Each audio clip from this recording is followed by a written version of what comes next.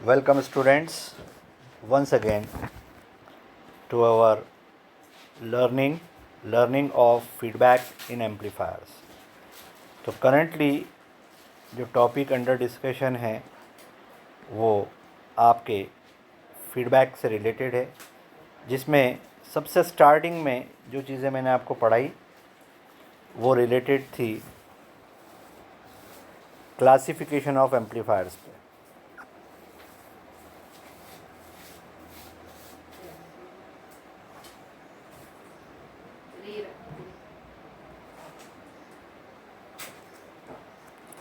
Classification of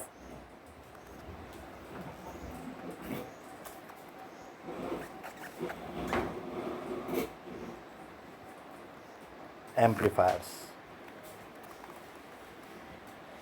This was the talk. आपको 4 प्रकार के एम्पलीफायर्स से अवगत कराया। पहला वोल्टेज एम्पलीफायर, दूसरा current amplifier, transconductance amplifier and lastly transresistance amplifier. And I hope कि आपने उस कॉन्सेप्ट को अच्छे से ग्रैब किया होगा।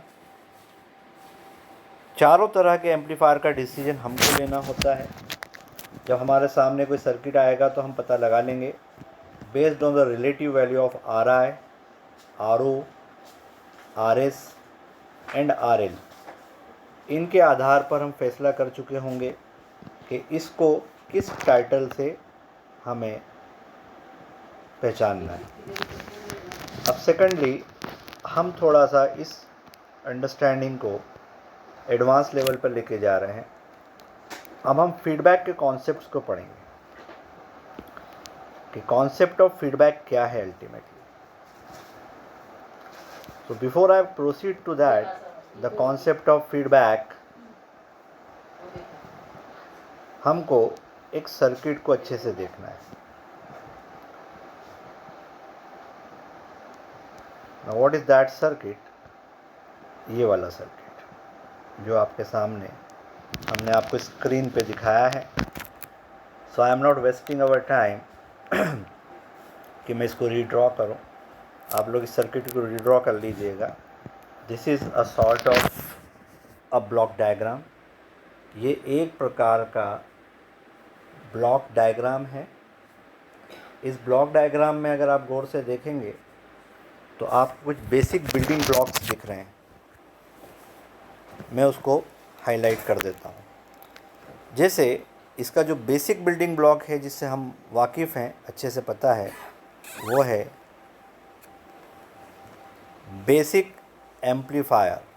जो बेसिक या फंडामेंटल एम्पलीफायर होता है, जो आपने पिछले चैप्टर्स में आपने बनाया है कॉमन इमीटर कॉन्फ़िगरेशन से या कॉमन कलेक्टर कॉन्फ़िगरेशन से या कॉमन बेस कॉन्फ़िगरेशन से, उसमें सिंगल स्टेज मल्टीपल स्टेज कुछ भी हो सकता है।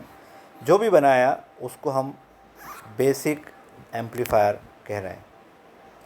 सेकेंडली, हर एम्पलीफायर के अंदर सोर्स ऑफ सिग्नल होता है, यानी जो सिग्नल है वो जहाँ से उसकी उत्पत्ति हो रही है, जनरेशन हो रहा है, उसको हमको बेसिक एम्पलीफायर को हमेशा प्रोवाइड करना होता है।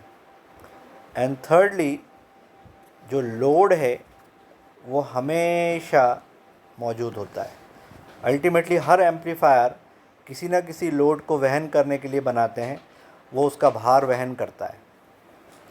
तो ये तीन, एक सोर्स ऑफ सिग्नल, एक बेसिक एम्पलीफायर और तीसरा जो लोड है, ये हमेशा आपके एम्पलीफायर सर्किट का कंपलसरी हिस्सा रहते हैं और रहते आए हैं। बस अब फ़र्क इतना है कि हम निगेटिव फीडबैक टेक्निक में घुसने की कोशिश कर रहे हैं, और जब हम उसमें जाने की कोशिश कर रहे हैं तो हमने 3 नए ब्लॉक्स इंट्रोड्यूस करे। एक है सैम्पलिंग नेटवर्क, यानी नमूने लेने वाला नेटवर्क। दूसरा है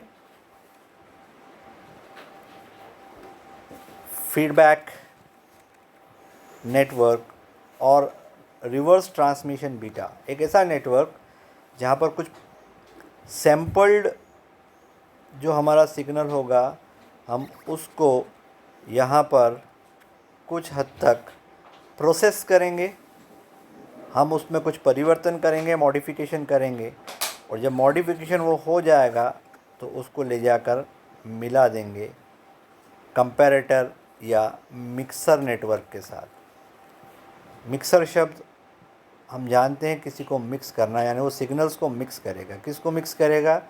इधर से जो सिग्नल आएगा उसको मिक्स करेगा, और इधर से जो फीडबैक सिग्नल आएगा उसको मिक्स करेगा, और ले जाकर अल्टीमेटली प्रोवाइड कर देगा आपके बेसिक एम्पलीफायर को।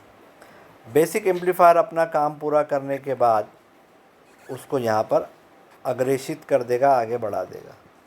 सैम्पलिंग नेटवर्क में से गुज़र कर जो लोड है उसको हमारे फाइनल रिफाइंड सिग्नल की प्राप्ति हो जाएगी और वो यहाँ पर आ जाएगा।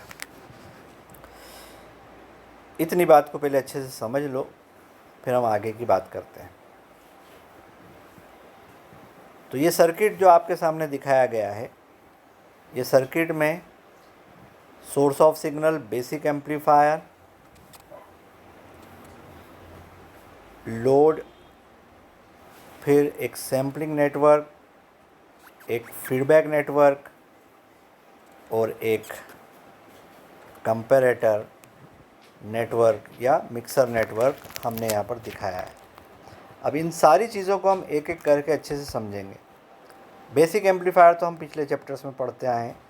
सिग्नल के बारे में भी हम अवगत हैं, या तो वोल्टेज के फॉर्म में या करंट के फॉर्म में हम इसको दर्शाएंगे, और लोड के बारे में भी हमको पूरी जानकारी है। अब सीखने की सिर्फ 3 चीज़ें बची है: मिक्सर के बारे में जानना, सैम्पलर के बारे में जानना और फीडबैक नेटवर्क के बारे में जान लेना।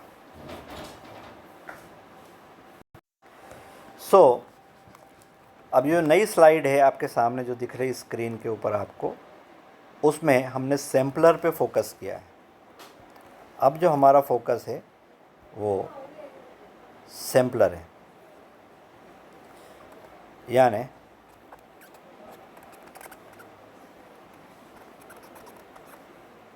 सैम्पलिंग की चर्चा करेंगे। ये जो सैम्पलिंग शब्द है ये सैंपल से लिया है। जिस प्रकार आप एनालॉग टू डिजिटल कन्वर्टर में सैम्पलिंग करते हैं, या अगर मैं आपको आपकी डे टू डे लाइफ से बताऊं कि जब आप किसी लेबोरेटरी में टेस्ट कराने जाते हैं तो किसी व्यक्ति की बॉडी से ब्लड का सैंपल लिया जाता है या और कोई पैथोलॉजिकल सैंपल लिया जाता है, और सैंपल लेकर हम उसको चेक करते हैं। इसी प्रकार यहाँ पर इलेक्ट्रॉनिक्स में हमने या तो करंट की सैंपलिंग करी है या फिर वोल्टेज की सैंपलिंग करी है, यानी आउटपुट में से एक छोटा सा फ्रैक्शन, एक अंश उसमें से निकालकर फीडबैक सर्किट को प्रोवाइड कर दिया जाता है। यानी निगेटिव फीडबैक की ये बेसिक टेक्निक है। आउटपुट में से थोड़ा सा सैंपल लेके प्रोसेस करके उसको वापस ले जाकर ओरिजिनल सिग्नल में मिलाना है। और कैसे मिलाना है? निगेटिवली। आप देखेंगे कि जब आप कभी भी इस तरह से निगेटिव फीडबैक प्रोवाइड करेंगे तो आपका जो एम्पलीफायर है उसकी परफॉर्मेंस इम्प्रोवाइज होगी, यानी वो पहले से बेहतर एम्पलीफायर बनेगा। उसमें जो खराबियां हैं, जो त्रुटियां हैं, वो कम हो जाएगी। बेनिफिट्स क्या होंगे? अगर आप उसका इनपुट इम्पीडेंस लार्ज चाहते थे तो वो उसको लार्जर बना देगा, स्मॉल चाहते थे तो स्मॉलर बना देगा। आउटपुट इम्पीडेंस अगर आपको बढ़ाना था तो बढ़ा के देगा, कम करना था तो कम करके देगा। तो आप सोचेंगे एक ही फीडबैक, एक ही टाइप का फीडबैक या निगेटिव फीडबैक, ये दोनों काम कैसे कर सकता है? तो मैं इसको आपको एक एग्जांपल से समझाता हूँ। जैसे अगर आप किसी डॉक्टर के पास जाते हैं और डॉक्टर आपको एक्सरसाइज करने को कहता है, व्यायाम करने को कहता है, तो एक्सरसाइज की ये खासियत है कि ये मोटे व्यक्ति को दुबला कर देगा, दुबले व्यक्ति को तगड़ा कर देगा। यानी एक ही एक्सरसाइज दोनों काम कर सकती है। एक्सरसाइज के ज़रिए मोटा व्यक्ति अपने आप को फिट करने के लिए दुबला कर सकता है, और जो बहुत ही लीन एंड थीन व्यक्ति है वो अगर अपनी मसल्स बिल्डअप करना चाहता है, वेट गेन करना चाहता है, तो एक्सरसाइज उसको फिर से हेल्प कर सकती है। इसी प्रकार निगेटिव फीडबैक एक तरह की मेडिसिन है, और इस मेडिसिन की विशेषता ये है कि हर हाल में आपको फ़ायदा देगी। आपको जिस चीज़ को बढ़ाना है ये बढ़ाएगी, और जिस चीज़ को घटाना है ये घटाएगी। एक और चीज़ आपको आगे हम बताएंगे कि जो फीडबैक होता है या निगेटिव फीडबैक होता है, ये आपके नॉइज़ लेवल्स को भी कम करता है, और नॉइज़ लेवल को घटा के जो सिग्नल टू नॉइज़ रेशो है, ये उसको भी इम्प्रोवाइज़ कर देता है। यानी all in all negative feedback जो टेक्निक है, it's a win win situation. इसमें हम हर हाल में विजेता रहते हैं, हमारे पास इसमें लॉस नहीं होता। हाँ, ऑफ कोर्स ये जितने भी एडवांटेजेस हमको मिल रहे हैं, it has to come at some cost. कुछ कॉस्ट तो हमें पे करना पड़ेगी। As we say nothing comes for free. दुनिया में कुछ भी फ्री नहीं होता, और अगर आपको कोई कहता है कि कोई चीज़ फ्री है, then believe me your freedom is the cost.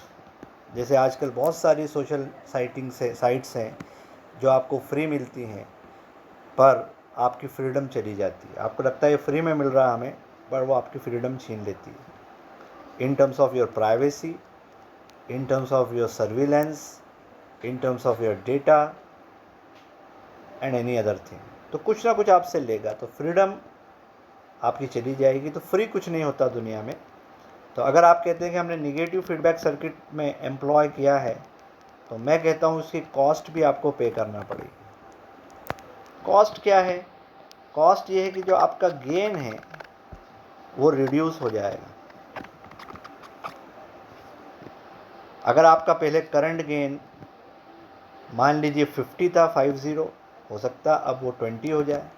पहले आपका वोल्टेज गेन अगर मान लो 400 था, तो हो सकता अब वो 100 हो जाए या 150 हो जाए। तो आपको कॉस्ट पे करना पड़ेगी in terms of your gain के माध्यम से। And if you are ready to pay this price, यदि आप ये कीमत चुकाने को तैयार हैं, तो आपको इसके फ़ायदे में बहुत सारे एडवांटेजेस भी मिलेंगे। तो ये तो बात हुई निगेटिव फीडबैक की प्रस्तावना की। अभी मैं आपसे सैम्पलिंग की बात कर रहा था।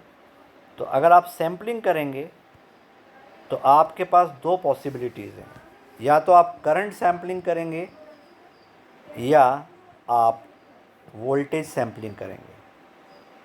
करंट सैम्पलिंग और वोल्टेज सैम्पलिंग दो तरह की टाइप्स होती है। किसी ने कहा तीसरा टाइप भी कोई होता है क्या? द आंसर इज़ नो, तीसरा कोई टाइप नहीं होता। Either it is a current sampler और इट्स अ वोल्टेज सैम्पलर। कैसे पहचानेंगे? एक सिंपल सा आपको गणित बता देता हूँ, थंब रूल बता देता हूँ। जब कभी भी आप एमीटर लगाते हो करंट पढ़ने के लिए, याद कीजिए आप उसको कैसे लगाते हैं। आप उसको हमेशा सीरीज़ में लगाते हैं। करंट जो होता है वो सीरियली फ्लो होता है वायर के अंदर। और जब कभी भी आप वोल्ट मीटर लगाते हैं तो उसको रीड करने के लिए आप पैरेलल में लगाते हैं। तो जब यहाँ पर आप करंट की सैम्पलिंग करेंगे तो सीरियली करेंगे। यहाँ देख लीजिए, ये जो हमारा लूप था यहाँ से यहाँ तक का, इसको हमने यहाँ बीच में से ब्रेक करा। हमने इसको बीच में से ब्रेक करके यहाँ तक लाए और यहाँ तक लाए, लेकिन पहले उसको यहाँ भेज दिया और यहाँ पर जो कुछ भी हुआ और वो सर्किट कंप्लीट होकर उसको यहाँ भेज दिया। ये सर्किट कंप्लीट हो गया। यानी यहाँ पर लूप को काट दिया। कौन से लूप को काटा मैं आपको फिर से रिमाइंड करता हूँ। ये ओरिजिनली यहाँ से जुड़ा हुआ था ये सर्किट, और ये सर्किट था नहीं। और जैसे यहाँ पर हमने निगेटिव फीडबैक एम्प्लॉय किया, आप देख लीजिए यहाँ से काट के आपने इस सर्किट को इंट्रोड्यूस कर दिया। तो ये जो टाइप ऑफ सैम्पलिंग होती है जो लूप में होती है, या वायर को बीच में से काट के हम अपने सर्किट को इंट्रोड्यूस कर देते हैं, this is called current sampling. इसके ठीक विपरीत वोल्टेज सैम्पलिंग होती है। देख लीजिए आउटपुट साइड पे, ये आउटपुट साइड है हमारा, जो कुछ भी वोल्टेज यहाँ आ रहा होगा, कहाँ पर, यहाँ पर वीओ के रूप में, उसको सैंपल किया है, यानी उसका एक अंश लिया है, अंश लेके इसको प्रोवाइड किया है। और किस तरीके से करा है, पैरेलल में कनेक्ट करके। तो आप सोचिए जैसे यहाँ वोल्ट मीटर अगर आप लगाते तो ठीक उसी प्रकार आपने सैम्पलिंग करी है, और अगर यहाँ पर आप ए मीटर लगाते तो उसी के माध्यम से आपने यहाँ पर सैम्पलिंग करी है। तो sampler is like reading something, right. Mixing इसके अलग होगा, मिक्सिंग पे भी हम जाते हैं। सैम्पलर यानी सैंपल निकालना, और मिक्सर यानी ले जाकर वापस मिला देना। तो आपको अभी तक क्लियर हो जाना चाहिए कि सैम्पलिंग दो तरह की होती है, आउटपुट साइड पे जाके करते हैं और करंट सैम्पलिंग करते हैं या वोल्टेज सैम्पलिंग करते हैं। करंट सैम्पलिंग में लाइन को काट कर बीच में से करंट को ड्रेन करते हैं, और वोल्टेज सैम्पलिंग में पैरेलल में से वोल्टेज को रीड आउट करते हैं, सैंपल निकालते हैं। अब आप सोच रहे होंगे कि आइडियल सैम्पलर कौन होता होगा, बोलने की ज़रूरत नहीं है। आइडियल सैम्पलर वो होगा जो सिर्फ उसको सूंघ कर वैल्यू बता दे या लोडिंग इफेक्ट क्रिएट ना करे। तो लोडिंग इफेक्ट कम से कम होना चाहिए। लोडिंग इफेक्ट जितना कम होगा, यानी वो हमारे ओरिजिनल सर्किट को डिस्टर्ब ना करे, हम कहेंगे ये उतना अच्छा सैम्पलर है। अब आते हैं मिक्सिंग सर्किट पे। ये हमारा मिक्सिंग सर्किट है। इनफैक्ट ये दो है अलग अलग, ए को देखिए और बी को बाद में देखिए। ए वाले में हम सीरीज मिक्सिंग कर रहे हैं। मिक्सिंग यानी मिलावट करना। यहाँ पर सीरीज में मिक्सिंग की है। देखिए ये हमारा सिग्नल था ओरिजिनल, वीएस और आरएस, ये हमारा बेसिक एम्पलीफायर था। इधर से हम सैम्पलिंग करा के लाए थे, ये फीडबैक सिग्नल तैयार हुआ। तो जब वोल्टेज को मिक्स करना होता है तो सीरीज में मिक्स करते हैं, और जब करंट को मिक्स करना होता है तो शंट में या पैरेलल में मिक्स करते हैं। यहाँ पर जो मिक्सिंग हो रही है वो पैरेलल में हो रही है, यहाँ पर जो मिक्सिंग हो रही है वो सीरीज में हो रही है। माइंड दैट ये दोनों सर्किट अलग अलग हैं। This is a different circuit, this is a different circuit. दोस्तों सैम्पलिंग से ठीक उल्टा मामला है। सैम्पलिंग में सीरीज में करंट की सैम्पलिंग होती थी और पैरेलल में वहाँ पर वोल्टेज की सैम्पलिंग होती थी। यहाँ पर मिक्सिंग में सीरीज में वोल्टेज मिक्स हो रहा है और पैरेलल में करंट मिक्स हो रहा है। और आप सभी जानते हैं कि जब एक बैटरी को दूसरी बैटरी से हम कनेक्ट करते हैं, जो हमने पिछली क्लासेस में किया है, तो बैटरीज हमेशा एक दूसरे के सीरीज़ में ही कनेक्ट की जाती थी। तो वोल्टेजेस सीरीज़ में मिक्स किए जाते थे और करंट सोर्सेस पैरेलल में मिक्स किए जाते थे या ऐड किए जाते थे। यह हमारी पुरानी पद्धति है, पुराना तरीका है। तो उसी कॉन्सेप्ट को यहाँ यूज़ किया है। हमने सीरीज़ में वोल्टेज को मिक्स कराया है और यहाँ पर पैरेलल में, यहाँ पर जो निगेटिव फीडबैक के बाद आईएफ तैयार हुआ उसको ले जाकर पैरेलल में मिला दिया। कैसे मिलाया, एक लाइन यहाँ ले जाके जोड़ दी, एक लाइन यहाँ जोड़ दी। तो अब इधर से जो करंट आएगा ओरिजिनल सिग्नल के द्वारा, उसका एक हिस्सा इसके साथ मिक्सअप होगा और दोनों ऐड होके इसमें जाएंगे। यानी जो हमारा आया है वो कॉम्बिनेशन होगा।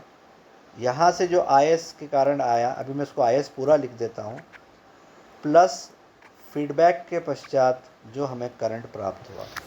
और इस सर्किट में हम लिखेंगे जो वीआई की प्राप्ति होगी वो होगी ओरिजिनल वीएस, अभी पूरा लिख दिया मैंने, और वीएफ के साथ। ऑफ कोर्स क्योंकि ये निगेटिव फीडबैक है तो आईएफ इसके साथ निगेटिवली ऐड होगा और वीएफ इसके साथ निगेटिवली ऐड होगा।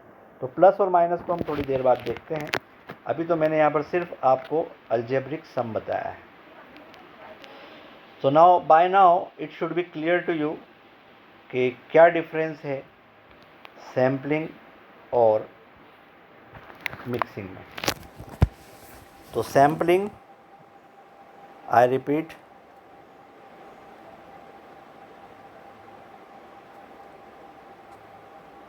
दो तरह की हो गई, करंट वाली और वोल्टेज वाली। मिक्सिंग दो प्रकार की हो गई, सीरीज़ वाली और पैरेलल वाली। पैरेलल वाली को शंट मिक्सिंग बोलते हैं। अब हमेशा याद रखना, सीरीज़ जब भी बोलेंगे तो वोल्टेज की मिलावट करेंगे,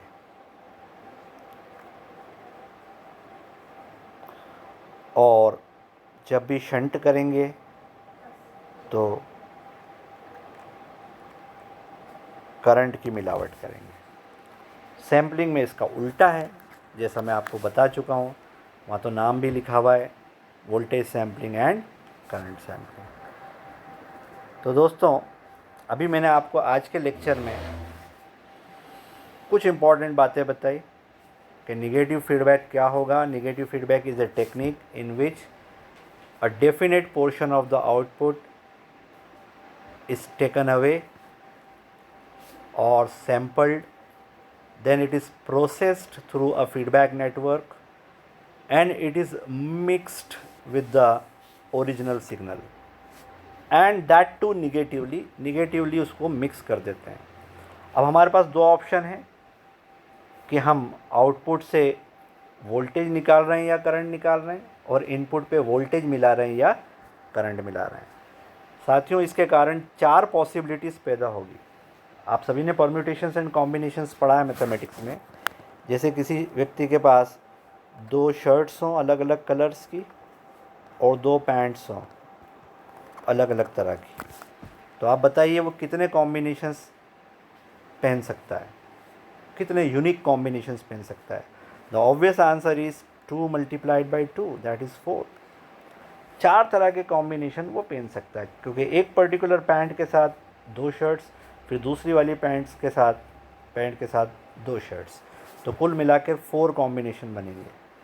तो यहाँ पर भी जब हम फीडबैक करेंगे, सैम्पलिंग और मिक्सिंग करेंगे, तो चार पॉसिबिलिटीज़ बनेगी based on sampling and mixing. तो चार तरह की